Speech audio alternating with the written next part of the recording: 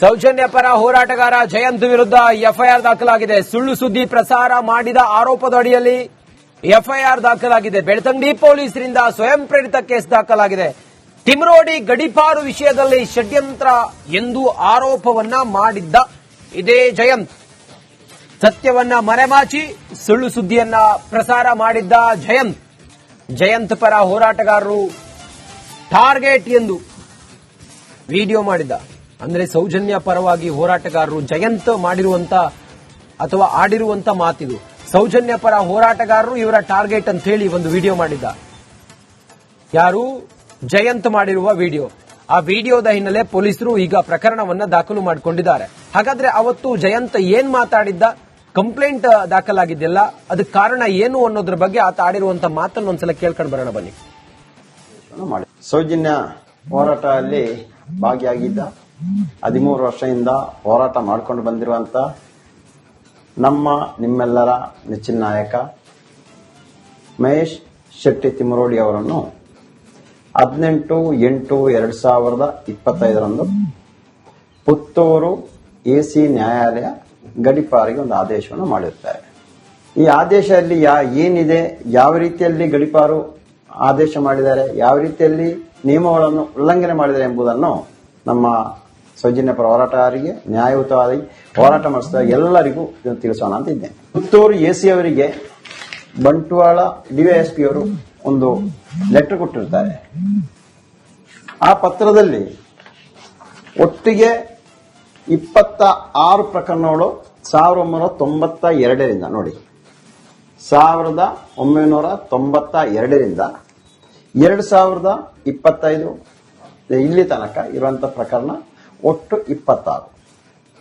ಅದರಲ್ಲಿ 13 ಪ್ರಕರಣಗಳು ನ್ಯಾಯಾಲಯದಲ್ಲಿ ಖುಲಾಸೆ ಆಗಿದೆ. ಅದನ್ನು ಇಲ್ಲಿ ಪ್ರಸ್ತಾಪನೆ ಮಾಡಿರುತ್ತಾರೆ.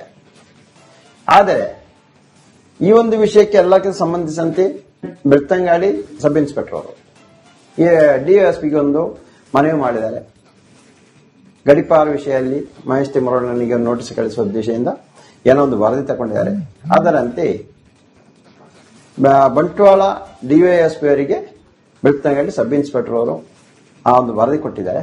ಅದು ಎಲ್ಲ ಸರಿ ಇದೆ. ಸೌಜನ್ಯ ಪರ ಹೋರಾಟಗಾರ ಜಯಂತ್ ವಿರುದ್ಧ ಎಫ್ಐಆರ್ ದಾಖಲಾಗಿದೆ. ಸುಳ್ಳು ಸುದ್ದಿ ಪ್ರಸಾರ ಮಾಡಿದ ಆರೋಪದ ಅಡಿಯಲ್ಲಿ ಎಫ್ಐಆರ್ ದಾಖಲಾಗಿದೆ. ಬೆಳ್ತಂಗಡಿ ಪೊಲೀಸರಿಂದ ಸ್ವಯಂ ಪ್ರೇರಿತ ಕೇಸ್ ದಾಖಲಾಗಿದೆ.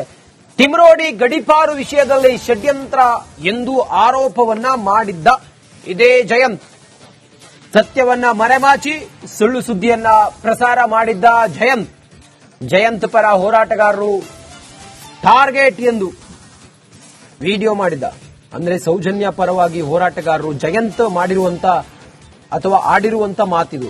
ಸೌಜನ್ಯ ಪರ ಹೋರಾಟಗಾರರು ಇವರ ಟಾರ್ಗೆಟ್ ಅಂತ ಹೇಳಿ ಒಂದು ವಿಡಿಯೋ ಮಾಡಿದ್ದ. ಯಾರು? ಜಯಂತ್ ಮಾಡಿರುವ ವಿಡಿಯೋ.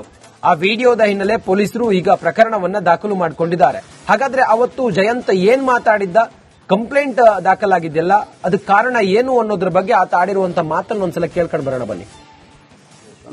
ಸೌಜನ್ಯ ಹೋರಾಟದಲ್ಲಿ ಭಾಗಿಯಾಗಿದ್ದ 13 ವರ್ಷದಿಂದ ಹೋರಾಟ ಮಾಡಿಕೊಂಡು ಬಂದಿರುವಂತ ನಮ್ಮ ನಿಮ್ಮೆಲ್ಲರ ನೆಚ್ಚಿನ ನಾಯಕ ಮಹೇಶ್ ಶೆಟ್ಟಿ ತಿಮರೋಡಿ ಅವರನ್ನು 18/8/2025 ಪುತ್ತೂರು ಎಸಿ ನ್ಯಾಯಾಲಯ ಗಡಿಪಾರಿಗೆ ಒಂದು ಆದೇಶವನ್ನು ಮಾಡಿರುತ್ತಾರೆ.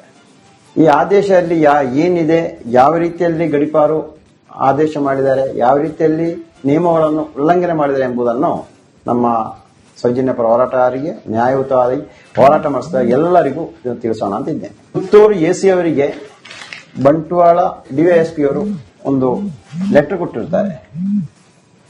ಆ ಪತ್ರದಲ್ಲಿ ಒಟ್ಟಿಗೆ 26 ಪ್ರಕರಣಗಳು 1992ರಿಂದ ನೋಡಿ 1992ರಿಂದ 2025 ಇಲ್ಲಿ ತನಕ ಇರುವಂತಹ ಪ್ರಕರಣ ಒಟ್ಟು 26. ಅದರಲ್ಲಿ 13 ಪ್ರಕರಣಗಳು ನ್ಯಾಯಾಲಯದಲ್ಲಿ ಖುಲಾಸೆ ಆಗಿದೆ. ಅದನ್ನು ಇಲ್ಲಿ ಪ್ರಸ್ತಾಪನೆ ಮಾಡಿರುತ್ತಾರೆ. ಆದರೆ ಈ ಒಂದು ವಿಷಯಕ್ಕೆ ಎಲ್ಲಕ್ಕೆ ಸಂಬಂಧಿಸಿದಂತೆ ಬೆಳ್ತಂಗಡಿ ಸಬ್ ಇನ್ಸ್ಪೆಕ್ಟರ್ ಅವರು ಡಿಎಸ್ಪಿಗೆ ಒಂದು ಮನವಿ ಮಾಡಿದ್ದಾರೆ. ಗಡಿಪಾರು ವಿಷಯದಲ್ಲಿ ಮಹೇಶ್ ತಿಮ್ಮರೋಡನಿಗೆ ನೋಟಿಸ್ ಕಳಿಸುವ ಉದ್ದೇಶದಿಂದ ಏನೋ ಒಂದು ವರದಿ ತಗೊಂಡಿದ್ದಾರೆ. ಅದರಂತೆ